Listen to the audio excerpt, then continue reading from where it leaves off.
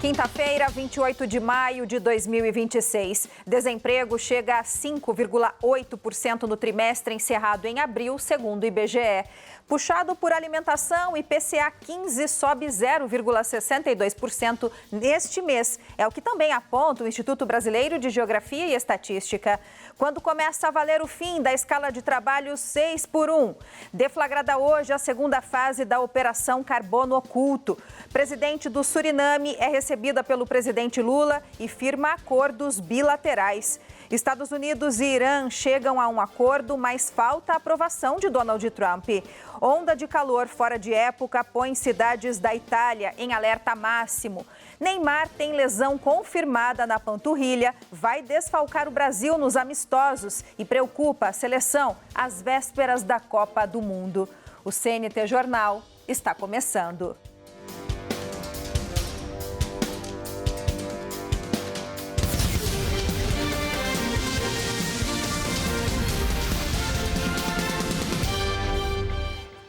Olá, boa noite para você. O mercado de trabalho no Brasil deu uma freada no ritmo de contratações no começo deste ano. Dados do IBGE divulgados hoje mostram que a taxa de desemprego subiu para 5,8% no trimestre encerrado em abril. No início do ano, ela estava em 5,4%. É um soluço esperado para o período, que traz um detalhe importante. Para o mês de abril, é o menor índice já registrado na história. Na comparação com o mesmo período do ano passado, houve queda de 0,8 ponto percentual, quando estava em 6,6%. De acordo com a pesquisa, 471 mil pessoas estão na fila a mais em comparação com o trimestre que terminou em janeiro. Aproximadamente 6,3 milhões de pessoas procurando trabalho nesse trimestre. Essa expansão ocorrida agora, de certa forma, ela tem um forte componente sazonal que se deve ao próprio processo de redução do número de trabalhadores em atividades como comércio, serviços prestados às famílias, atividades essas que atingem um nível de aquecimento maior, né, no fim do ano anterior, né, ali no quarto trimestre, e quando vira o ano, né, há todo um processo de maior demanda por essas atividades e, portanto, um processo de dispensa de trabalhadores, né? Principalmente no caso aí do comércio e dos serviços pessoais. Esse número de 6 milhões e 300 mil pessoas desempregadas representa alta de 8% em relação ao trimestre anterior, encerrado em janeiro. Na comparação com o mesmo período de 2025, houve queda de 11,3%, o equivalente a 809 mil pessoas a menos em busca de trabalho. A taxa de informalidade ficou em 37,2% da população ocupada, o equivalente a 38 milhões de trabalhadores. O índice recuou tanto em relação ao trimestre anterior quanto ao mesmo período de 2025. E o rendimento real habitual de todos os trabalhos ficou em R$ 3.732, estável na comparação ao trimestre anterior, alta de 5,3% na comparação anual. Os setores com alta na ocupação foram informação, comunicação e atividades financeiras, imobiliárias e administrativas. Alta de 3,3% em relação ao mesmo trimestre do ano passado, com mais 425 mil pessoas ocupadas. Além das áreas de administração pública, defesa, seguridade social, educação, saúde humana e serviços sociais. Avanço de 4,2%, o equivalente a mais de 766 mil trabalhadores. Setores com queda na ocupação foram outros serviços, recuo de 2,9% no trimestre, com menos 162 mil pessoas ocupadas. E serviços domésticos, queda de 4,7% na comparação anual, redução de 268 mil trabalhadores. Vale lembrar, contudo, que mesmo diante dessa retração na comparação trimestral, muito influenciada por esse efeito sazonal, na comparação com o mesmo período do ano anterior, ou seja, lá com o início de 2025, o nível da ocupação do mercado de trabalho, né, da série histórica da PNAD contínua, segue em patamares elevados, elevados, né, mostrando que a capacidade de geração de trabalho e renda no mercado brasileiro segue de forma sustentada. O Índice Nacional de Preços ao Consumidor Amplo, considerado a prévia da inflação oficial do país, subiu 0,62% em maio. Os dados são do IBGE. A prévia da inflação oficial do país desacelerou neste mês, mas ainda segue pressionando o bolso do consumidor. O Índice Nacional de Preços ao Consumidor Amplo 15 ficou em 0,62%, segundo dados divulgados pelo Instituto Brasileiro de Geografia e Estatística. Apesar da desaceleração em relação a abril, quando o índice foi de 0,89%, o resultado veio acima das expectativas do mercado financeiro. No acumulado de 12 meses, a inflação chegou a 4,64%, acima do teto da meta estabelecida pelo governo federal. Mesmo com a desaceleração em maio na comparação com abril, a prévia da inflação ainda preocupa, porque os preços continuam subindo em ritmo considerado elevado. E quando itens básicos como alimentação e energia elétrica ficam mais caros, o impacto é sentido diretamente no orçamento das famílias brasileiras. De acordo com a IBGE, os maiores impactos vieram dos grupos alimentação e bebidas e energia elétrica. Os alimentos continuaram pesando no orçamento familiar, enquanto a energia elétrica residencial subiu 2,16% e também ajudou a puxar o índice para cima. Já o grupo transportes foi o único a registrar queda no período. Entre os componentes do setor, a alimentação em domicílio teve alta de 1,73% neste mês, após ter avançado 1,77% em abril. A alimentação fora de casa subiu 0,51%. Mês passado havia subido 0,70%. Já os preços de transportes caíram 0,33% em maio, após alta de 1,34% em abril. O grupo contribuiu negativamente em 0,07 ponto percentual para a prévia da inflação, o IPCA 15, que subiu 0,62% em maio. Os preços de combustíveis tiveram queda de 1,47% em maio, após avanço de 6,06% no mês anterior. A gasolina caiu 1,32% depois de registrar alta de 6,23% em abril, enquanto o etanol recuou 2,73% nesta leitura, após alta de 2,17% na última. Economistas avaliam que o resultado reforça a preocupação com a inflação e pode influenciar nas próximas decisões sobre a taxa básica de juros, a Selic. No mercado financeiro, Ibovespa e dólar fecharam em queda nesta quinta-feira. O dólar comercial fechou o dia cotado a R$ 5,03 na venda, queda de 0,57%. O euro recuou 0,42%, vendido a R$ 5,86. O Ibovespa, principal índice da Bolsa Brasileira, encerrou o pregão em queda de 0,39%, no patamar dos 175 mil pontos.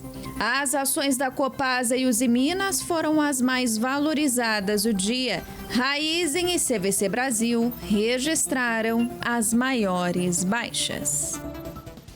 A seguir, Operação Carbono mira empresários, laranjas e integrantes de facções criminosas.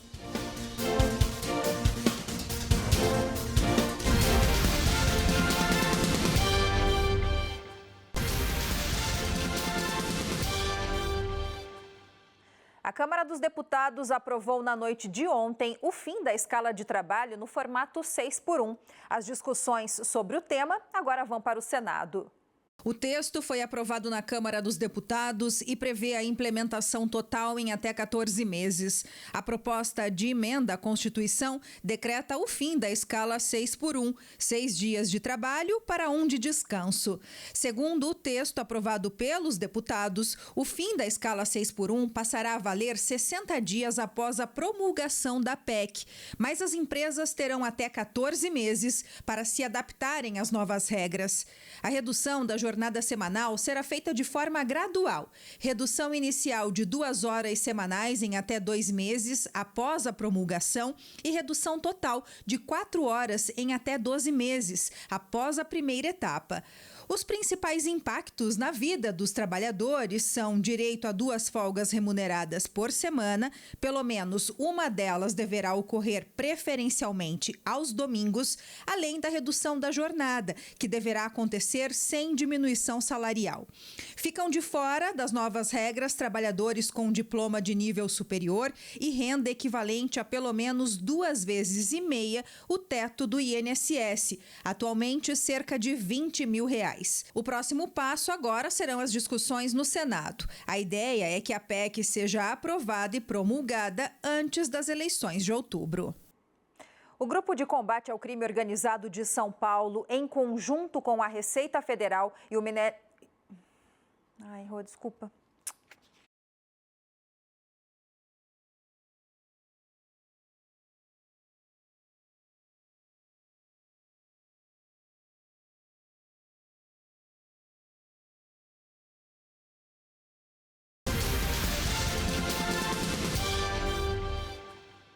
A Câmara dos Deputados aprovou na noite de ontem o fim da escala de trabalho no formato 6x1. As discussões sobre o tema agora vão para o Senado. O texto foi aprovado na Câmara dos Deputados e prevê a implementação total em até 14 meses. A proposta de emenda à Constituição decreta o fim da escala 6x1, 6 dias de trabalho para 1 de descanso. Segundo o texto aprovado pelos deputados, o fim da escala 6x1 passará a valer 60 dias após a promulgação da PEC, mas as empresas terão até 14 meses para se adaptarem às novas regras. A redução da jornada semanal será feita de forma gradual. Redução inicial de 2 horas semanais em até 2 meses após a promulgação e redução total de 4 horas em até 12 meses após a primeira etapa. Os principais impactos na vida dos trabalhadores são direito a 2 folgas remuneradas por semana, pelo menos uma delas deverá ocorrer preferencialmente aos domingos, além da redução da jornada, que deverá acontecer sem diminuição salarial. Ficam de fora das novas regras trabalhadores com diploma de nível superior e renda equivalente a pelo menos 2,5 vezes o teto do INSS, atualmente cerca de R$20 mil. O próximo passo agora serão as discussões no Senado. A ideia é que a PEC seja aprovada e promulgada antes das eleições de outubro. O Grupo de Combate ao Crime Organizado de São Paulo, em conjunto com a Receita Federal e o Ministério Público, deflagrou hoje a segunda fase da Operação Carbono Oculto. São 55 mandados de busca e apreensão na investigação sobre o controle exercido por uma facção criminosa sobre o setor de combustíveis no país. O ministro Dário Durigan deu mais detalhes sobre a operação. Outras 6 fintechs foram identificadas dentro de um conjunto de operações de organização criminosa, cujo início é a adulteração de combustível, sonegação fiscal na importação de nafta e que, de fato, leva à identificação de movimentação de algo como R$1 bilhão em espécie para algumas dessas fintechs, uma movimentação total de R$26 bilhões em 6 fintechs nos últimos anos, o que acende o sinal de alerta para os órgãos de inteligência e, feita a investigação, hoje são uma série de mandados, uma série de providências que estão sendo cumpridas em 5 estados, com quase 60 mandados de busca e apreensão, são 135 servidores, auditores da Receita Federal que estão mobilizados hoje no país para fazer esse enfrentamento e a gente espera avançar no combate ao crime organizado da maneira que importa, da maneira inteligente, que é fazendo asfixia financeira, identificando as questões que abastecem, de fato, essa engrenagem das organizações criminosas. Então, reforçando que essas fintechs foram identificadas, dadas as informações que a Receita passou a receber em meados de 2025, do ano passado. Também identificamos a utilização de criptoativos para fins de lavagem de dinheiro. Em um encontro com a presidente do Suriname, Jennifer Gerling Simons, o presidente Lula assinou acordos de combate ao crime organizado na fronteira e de cooperação ambiental. O presidente Lula recebeu a primeira mulher a presidir o Suriname no Palácio do Planalto e firmou os atos no Itamaraty. Os dois discutiram os caminhos para fortalecer a cooperação entre Brasil e Suriname em temas como combate ao crime organizado transnacional, relações comerciais e segurança alimentar. Eles também falaram sobre a segurança na Amazônia e a integração logística entre os países, como a rota marítima pelo norte do Brasil e as obras de infraestrutura para exportação. A presidenta Salles me relatou o estágio em que se encontra a construção da ponte sobre o rio Correntine entre a Guiana e o Suriname. Ela será fundamental para integrar todo o espaço regional e conectá-lo aos mercados caribenhos. Concordamos sobre a importância de aumentar a frequência de voos e estabelecer linhas marítimas diretas para aumentar nosso intercâmbio bilateral. Por isso, nesta visita, assinamos um instrumento de cooperação sobre portos, transportes marítimos e hidrovias. De acordo com o Ministério das Comunicações, a reunião abordou também outros eixos prioritários, como petróleo, conectividade, infraestrutura, programas sociais e agronegócio. As negociações vão começar no segundo semestre e devem ampliar as medidas de facilitação do comércio e incluir novos setores. A fronteira entre os países fica numa área verde de difícil acesso. Tem 593 quilômetros. O Suriname tem uma área de floresta que ocupa 95% do território. Petróleo e ouro são os principais produtos. Os dois países também enfrentam desafios ligados ao garimpo ilegal, tráfico de drogas e crimes transnacionais em áreas de fronteira. Estamos unindo esforços regionais no enfrentamento ao narcotráfico, ao tráfico de drogas, pessoas armadas, pessoas e armas de fogo. O novo acordo com a Polícia Federal vai ampliar nossa cooperação no combate a ilícitos transnacionais, com destaque aos crimes ambientais e de mineração. Nesta sexta-feira, céu com maior nebulosidade em vários pontos das regiões sul e sudeste do país. Vamos à previsão do tempo. Apesar do sol pela manhã, o tempo muda ao longo do dia, com nuvens carregadas e risco de chuva forte no Rio Grande do Sul. Já em Santa Catarina e no Paraná, sol com predomínio de nuvens. Caxias do Sul, mínima de 11, máxima de 17. Blumenau, mínima de 14, máxima de 19 graus. O tempo segue com sol entre muitas nuvens, mas sem previsão de chuva em São Paulo e Minas Gerais. Já no Rio de Janeiro, o dia será de tempo instável, com sol e pancadas rápidas de chuva. São Paulo, mínima de 13, máxima de 20. Belo Horizonte, mínima de 17, máxima de 26 graus. A seguir, acordo entre Estados Unidos e Irã aguarda a aprovação de Trump. E a agência da ONU alerta para novos recordes globais de temperaturas nos próximos anos.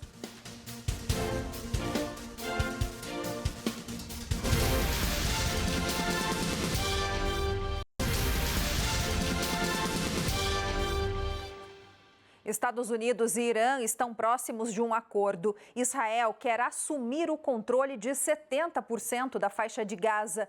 E calor intenso põe Itália em alerta. É o nosso giro de notícias pelo mundo.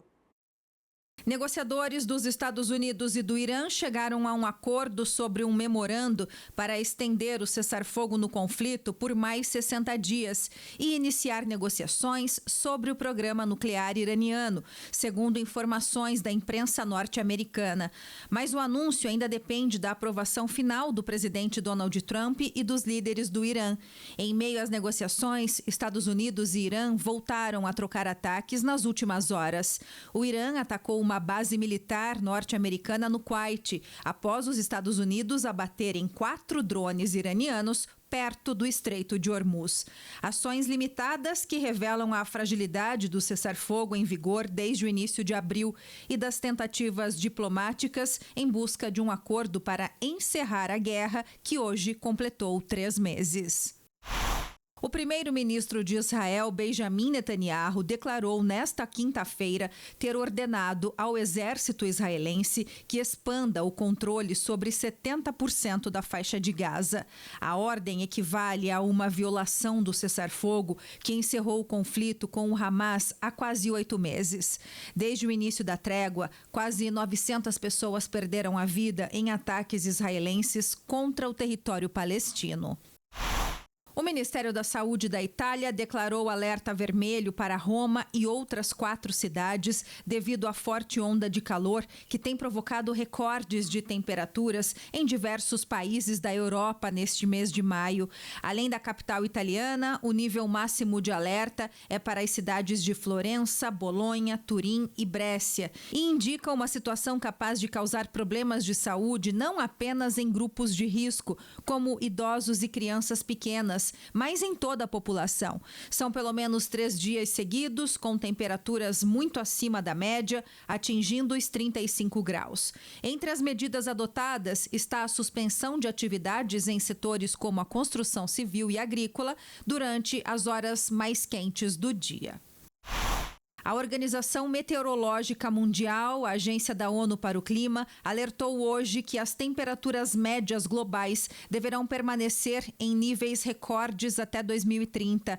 De acordo com o relatório apresentado pelos cientistas, é grande a possibilidade de que o aquecimento global supere o limite de 1,5 graus estabelecido pelo Acordo de Paris em 2015. A ocorrência do El Niño este ano, fenômeno caracterizado pelo aquecimento das águas do Pacífico, também reforça as chances de novos recordes de calor no ano que vem. Vamos ver como fica o tempo nesta sexta-feira nas regiões Norte, Nordeste e Centro-Oeste do Brasil. Céu com maior nebulosidade em alguns pontos do norte, especialmente no Amazonas. Em outras áreas, como Tocantins, tempo um pouco mais firme. Já no Pará, instabilidades podem surgir durante o dia. Manaus, mínima de 24, máxima de 31. Palmas, mínima de 21, máxima de 32 graus. A previsão indica sol intercalado com chuva isolada em várias áreas do Nordeste, incluindo Ceará, Maranhão e Bahia. Fortaleza, mínima de 24, máxima de 30. Em São Luís, mínima e máxima com as mesmas temperaturas. No Centro-Oeste, o tempo segue com variação de nuvens e o sol aparece especialmente no período da manhã. Cuiabá, mínima de 22, máxima de 31. Goiânia, mínima de 19, máxima de 29 graus. A seguir, entre a expectativa pela Copa e a preocupação com Neymar, a seleção brasileira começa a corrida contra o tempo no Rio de Janeiro.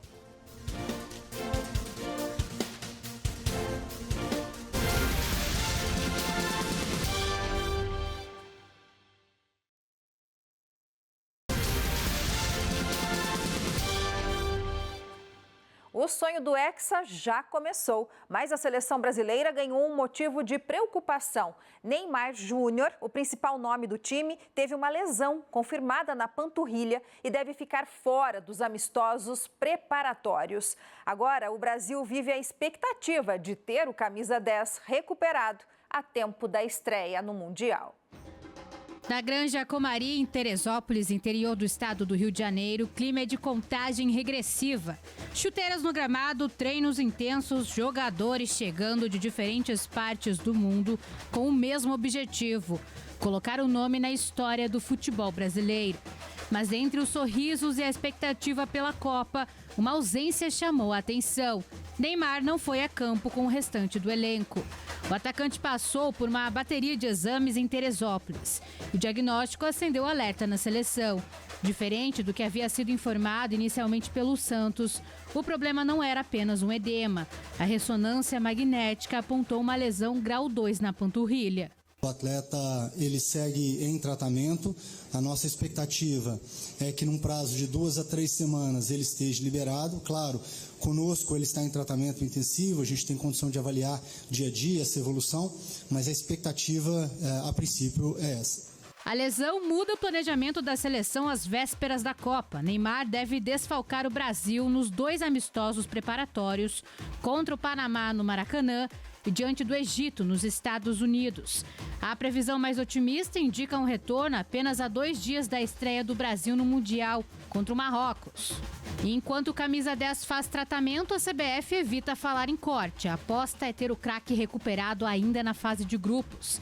E ao mesmo tempo, o restante do grupo tenta manter o foco. Para os mais experientes, como Casemiro, a Copa continua sendo o maior sonho de um jogador. A sensação de estar no grupo da seleção, disputar uma Copa do Mundo pelo Brasil, sem dúvida, maior felicidade, um sonho de criança, acho que não tem explicação. Só das pessoas que estão aqui, dos jogadores que estão aqui, sabe transmitir essa felicidade. Então, acho que, sem dúvida, é um sonho, né? É um sonho realizado e, claro, que a gente está atrás do nosso objetivo, que é o troféu, né? Que é o título. De Rio Branco, no Acre, para mais uma Copa do Mundo com a camisa da seleção brasileira, aos 38 anos, Everton fala da expectativa de disputar o segundo Mundial da carreira e destaca o clima de alegria e responsabilidade na Granja Comari. E é um ambiente muito leve, muito alegre. A gente sabe o tamanho da responsabilidade que é vestir a camisa da seleção, representar um país, uma nação numa Copa do Mundo. Então, ninguém aqui, né, foge da sua responsabilidade, mas também não deixa de ser um ambiente alegre, uma satisfação, um prazer e também poder desfrutar, né, de um momento tão importante na vida de cada um aqui. Enquanto aguarda a recuperação de Neymar, o técnico Carlo Ancelotti tenta montar o time ideal. E ainda espera a chegada de outros nomes importantes, como Marquinhos, Gabriel Magalhães e Martinelli, que disputam a final da Liga dos Campeões. Na Granja, a preparação segue em ritmo acelerado. O encontro com a torcida será no Maracanã, no amistoso contra o Panamá. Uma despedida antes do embarque para os Estados Unidos e do início da caminhada rumo ao hexacampeonato.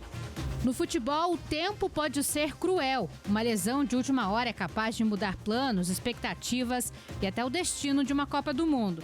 Mas se existe uma coisa que o torcedor brasileiro aprendeu ao longo das gerações, é que a esperança sempre entra em campo junto com a seleção. Por hoje é só. Boa noite para você. Até amanhã.